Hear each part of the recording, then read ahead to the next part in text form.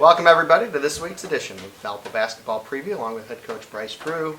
This is Todd Eichow as the Crusaders get set for the NIT Final Four. What an exciting time. And I think you got to maybe start by looking where the kids were a week and a half ago. Certainly there's teams who get into the NIT and they kind of mail it in. And that was never going to happen with this team, right? They felt, I don't know if it's something to prove, but they felt like, hey, we belong in the NCAA tournament. Let's at least show them that we do belong. You know, one of the things I really enjoy about this team is they love to play and they love to compete. And we could go play now and 3 weeks from now in the middle of July, and they just want to win. They love to play basketball. They love to be in the gym. And for a coach, when you don't have to pry and push and beg to get guys to play, it makes things a lot better and a lot easier as a coach. This has really been, I think, one of the all-time great weeks. And I think it starts with how the community and the students have come out and supported through 3 games, and it kind of like grew and grew and grew. And that crowd against St. Mary's and the atmosphere, that was a big-time environment. Obviously, a little over a week ago, there was a lot of disappointment not being in the state tournament. We had talked about, setting our sails on a different course and having different goals, but still having similar goals that we want to win a championship and how this could be a memorable experience. And, we thank God that we've had this opportunity. We've been advancing. And, like you said, setting a record crowd attendance, the celebration, the prayer after the game. And I think just the energy going into New York is something that this program is going to remember for a long time. I think people who are basketball fans understand this. Some people who aren't really big basketball fans might not really understand how talented at least the last 2 teams were. A Florida State team that has 2 guys who could be top 20 picks. A St. Mary's team that beat Gonzaga twice, won 29 games. These were 2 teams more talented than plenty of teams in the NCAA tournament. And you beat both teams by double figures. That says something about how good really your basketball team is. I think what you said about the community and the fans coming out, the students, the energy they brought to the building, our guys definitely fed off of that and played, debatably our 2 best games of the year, feeding off of that energy.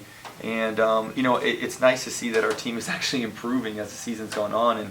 And, we're deep into March, and I feel like our team's improving. Like we played better these last couple of weeks than we played, all throughout the year. You look at what has happened. You can go through individuals. You're getting better.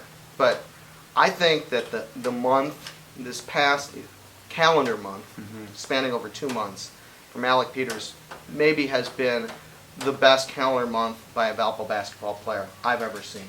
I would definitely agree with that, and I would even go a little further. I mean, nationally, if you compare him nationally, he's got to be in the top 5 players in the country, what he's done over this segment, and he's done it against good teams, he's done it against small teams, big teams, done it in different ways out there. And really, the schedule's been difficult. You played the best teams in the Rising League that last stretch, and then you've played obviously really good teams here in the NIT, but 7 straight games of 20 or more points. Over the last 9 games, he's averaging a double-double. He's had 5 double-doubles, and he's doing it without forcing things. And he's doing it in different ways. And you can see he's become a better basketball player in the last month, creating shots, rebounding better, playing better defensively, 5 assists, no turnovers against St. Mary's. Somewhere along the way, and you went through it, the game just comes to you, right? It just clicks, the game slows down, whatever happens, you start feeling more and more comfortable. I'm sure a lot of that's hard work. A lot of that is just overall talent and the regular progression, but over the last month, he's progressed to a level where you're right. He has played as well as almost anybody in the country. And what's so great about it is what you said, I think, in the middle of all that, is he's not forcing things, he's playing within the team concept, and he's such a selfless player. He scores and he rebounds, but he's all about the team winning. He would substitute any of that stuff, obviously, for wins. And I also think, players that have helped, the play of our other starters and guys who come in have helped him tremendously. Keith Carter would be the one who comes to mind with his ability to score and pass. Well, you mentioned Keith. I looked over the numbers today. Here's a guy, 150 assists, over 50 steals, averaging double digits. It's only happened 3 times in Valpo history. Bryce Drew, Scott Anselm, Ali Radil. The only 3 players who've done Wow. those numbers at a point guard spot in a single season. And we know, point guard spot, most important spot in basketball. And then defensively, I thought against St. Mary's, he helped change the game, he and Bashil on the defensive end. But his emergence and on the offensive end has really helped free Alec up, I think, to get some better looks. All right, let's look ahead. The team is not satisfied. There's still 2 more games, right? You got 2 more games to really complete what has been an incredible run. Mm-hmm. And it starts on Tuesday. It's exciting. I'm sure the players are excited. And a BYU team, which you look at their numbers, averaging over 84 points a game. They've got 26 wins. They beat Gonzaga. They beat St. Mary's.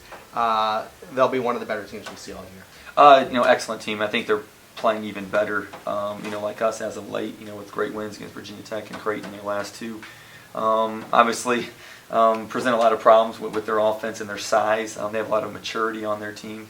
And so, the good thing is we have a few days to prep here because we're definitely going to need it to try to get ready for some of their actions and some of their defenses.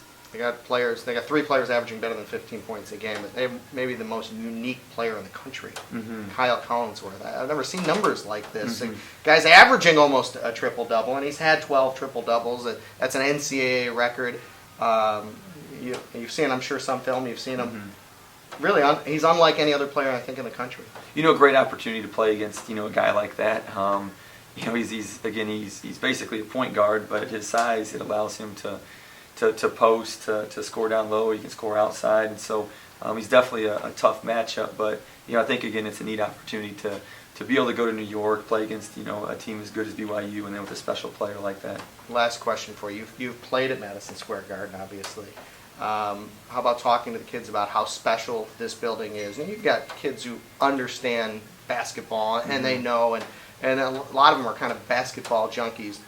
But I'm sure you've touched on it with them. This is a special place. No question. We've touched on it for the last couple of weeks, and the last week and a half since the selection, and the guys are excited. How could you not be excited this time of year? And I think when they get in there, they'll feel that energy, and we just got to make sure they're not dunking too hard in warm-up so they have some energy for the game. All right, good luck on Tuesday. Thanks, Todd. For head coach Bryce Drew, this is Todd Eichhow. Thanks for joining us on Valpo Basketball Preview.